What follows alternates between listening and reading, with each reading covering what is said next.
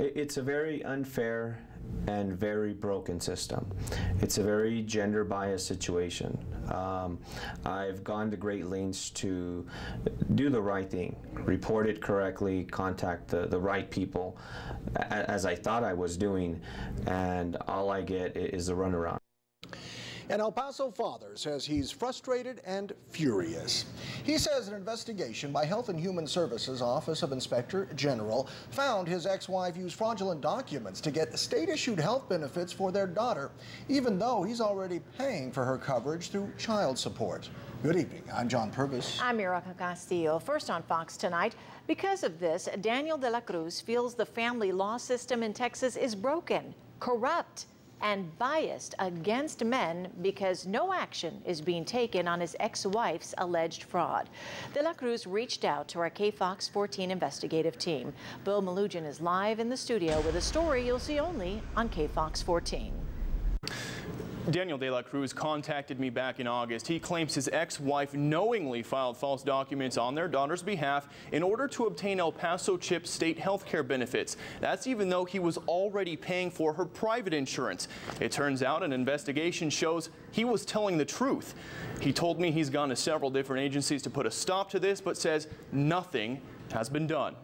Daniel de la Cruz and Tonya Rodarte share custody of their two daughters. De la Cruz makes court-mandated bi-weekly payments of $332 in child support and $127 for health insurance. But 3 years ago, he says he found out Rodarte was not using the Blue Cross Blue Shield private insurance he was paying for. Instead, he says she was using taxpayer-funded El Paso CHIP. She's been using invalid documents, a birth certificate, and also a social security card that she's been using to basically qualify for these benefits. De la Cruz filed a report with the Office of the Inspector General alleging that Rodarte filed false documents to get state benefits she was not entitled to.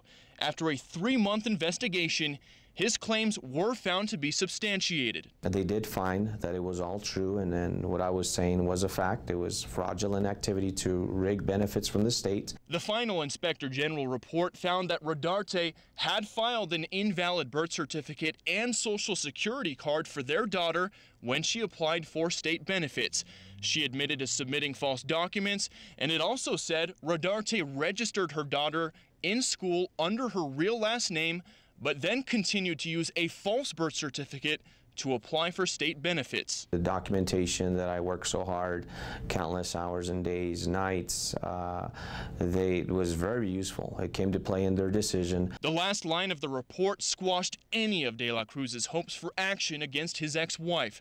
The report says the case had been referred to the El Paso County District Attorney's Office, who then decided not to prosecute for false records or tampering with a government record.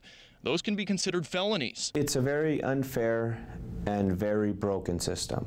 It's a very gender biased situation. De la Cruz says he got nowhere when he asked the Inspector General and DA's office why his ex-wife's case wasn't prosecuted. So 2 weeks ago, I asked El Paso County DA Jaime Esparza the same question. We actually never received the case to make a decision on whether to accept or decline the case.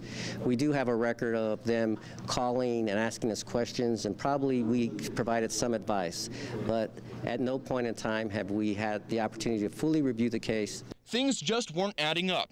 I reached out to Inspector General Investigator Jaime Reyes and asked why the DA would say they never had a record of it being presented. I never got a response. But just 2 days after that, de la Cruz received this voicemail from Robert Esparza, a manager with the Inspector General's office. I just want to let you know that I had an investigator deliver another copy of the case on a Tonya Rodarte, for them to review for possible prosecution. We delivered it a while back, and they're saying we didn't, so we delivered another one to them today. That same day, the DA's office confirmed to me they did receive the case, but didn't say if it would be prosecuted. The Inspector General's final report has been out for several months, but even with the findings of fraud, documents show Rodarte is still using the state benefits to this day. It's a shame that we have here someone who's admitted that basically they're rigging and taking these benefits when they're not eligible for them. Yet taxpayers are paying for these state funds that are being misused. El Paso CHIP supervisors Edgar Martinez and Juanita Ramirez did not return my phone calls when I asked why this was being allowed. And here's what happened when De La Cruz called the CHIP supervisor last week to confirm Rodarte was still on the benefits. You have all the information that you need. Mr. De La Cruz is on that same card. Nothing has changed. Hold on, ma'am. I'm confirming with you. So today as of September 17th, 2014. That is all I can disclose to you, Mr. De La Cruz. You have a good day. Excuse me? I also reached out to Rodarte myself. It's been more than a week and she still has not returned any of my calls or texts. De La Cruz showed me this text from his daughter saying that Rodarte doesn't know why KFOX 14 is trying to talk to her and that she blames Dad. There are 3 questions De La Cruz wants answered.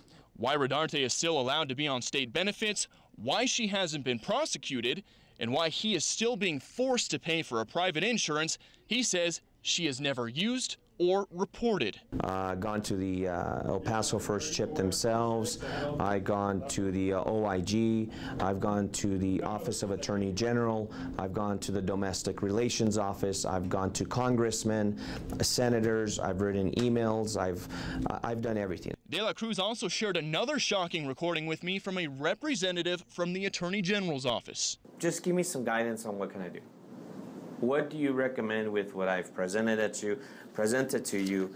I mean, I honestly, I think it's too much energy, and I'm being honest. I know what you're trying to do, and I would probably be pursuing the same thing. De La Cruz believes Rodarte continues to use the invalid last name to this day, so he can't have access to his daughter's medical records.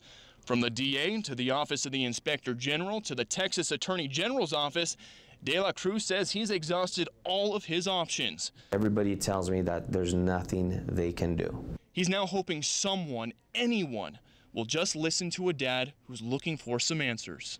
I'm following what I'm supposed to do. I'm court ordered to supply medical insurance for my daughters, and I've done that. And it's just frustrating because as a father,